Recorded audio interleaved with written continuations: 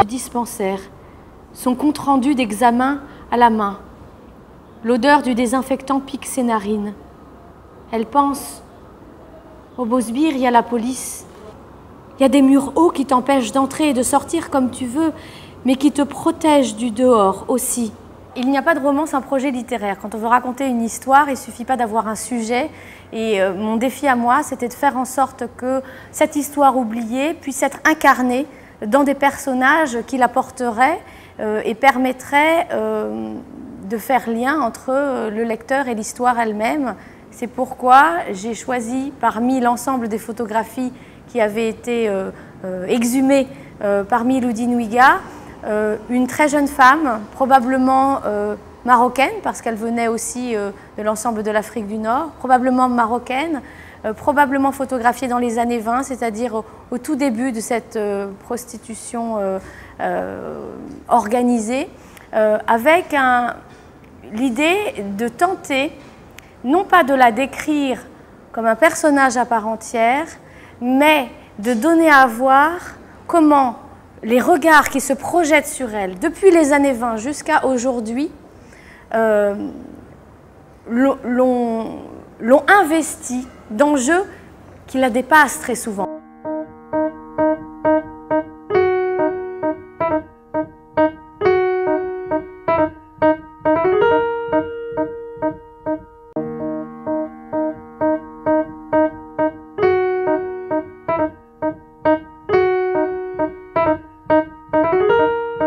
Cette photographie qui est prise au début, qui va voyager dans le temps, elle va se retrouver dans la poche d'un soldat qui va être l'un de ces hommes qui va fréquenter le Bousbir et qui va du coup projeter dans cette femme tout ce qu'on lui a servi d'orientalisme, de fantasme en France et au Maroc, mais en même temps c'est un homme de son temps et la prostitution n'était pas une chose condamnable ou jugée de la même façon qu'aujourd'hui. On ne voyait pas les femmes prostituées avec la même horreur, j'ai envie de dire, qu'aujourd'hui, parce que nous sommes aussi des féministes, parce que nous avons à cœur de défendre la femme comme sujet et non comme objet. Et puis se retrouver encore plus tard chez la petite fille du soldat dont on a parlé tout à l'heure, qui un jour va mourir.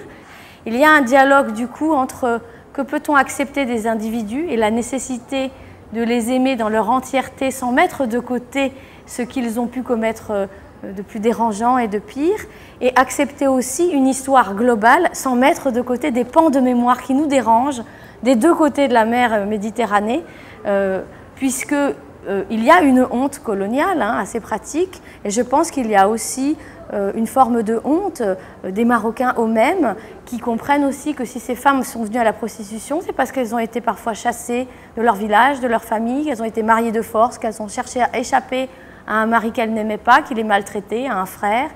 Et la prostitution a été le seul moyen de s'en sortir. Au bout de 8 jours, aux carrières centrales, la police a raflé Aïcha, l'a conduite au dispensaire antivénérien du Bousbir.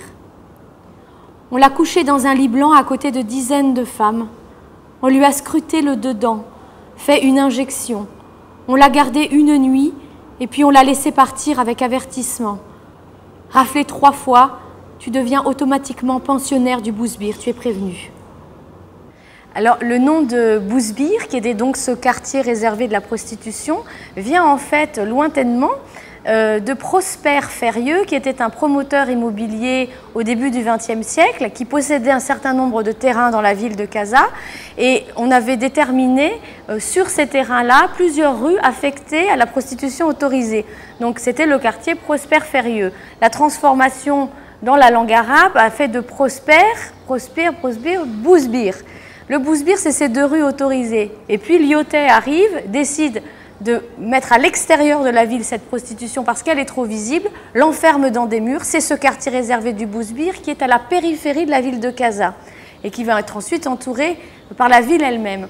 Mais ce qui est intéressant, c'est que dans la culture française, culture classique, là pour le coup extrêmement populaire, on connaissait ce nom de Prosper grâce à la chanson de Maurice Chevalier.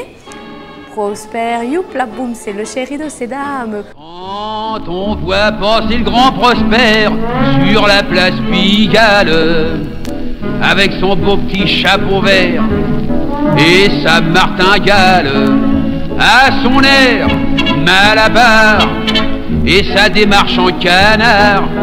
Faut pas être bachelier pour deviner son métier. On a oublié de quel Prosper on parle. On parle bien du Prosper Férieux qui a donné son nom au bousbir.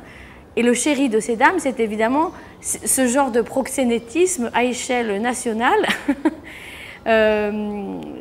qui faisait partie de l'histoire populaire véhiculée de manière finalement complètement simple, assumée à ce moment-là. Et aujourd'hui, on a rompu le lien entre cette culture populaire et l'histoire. Devant la porte, des gars portent des baïonnettes. Elle a vu des femmes d'ici au dispensaire.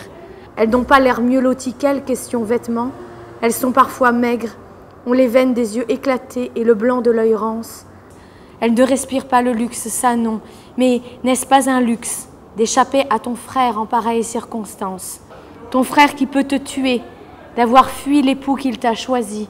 Tu n'as même pas été répudié.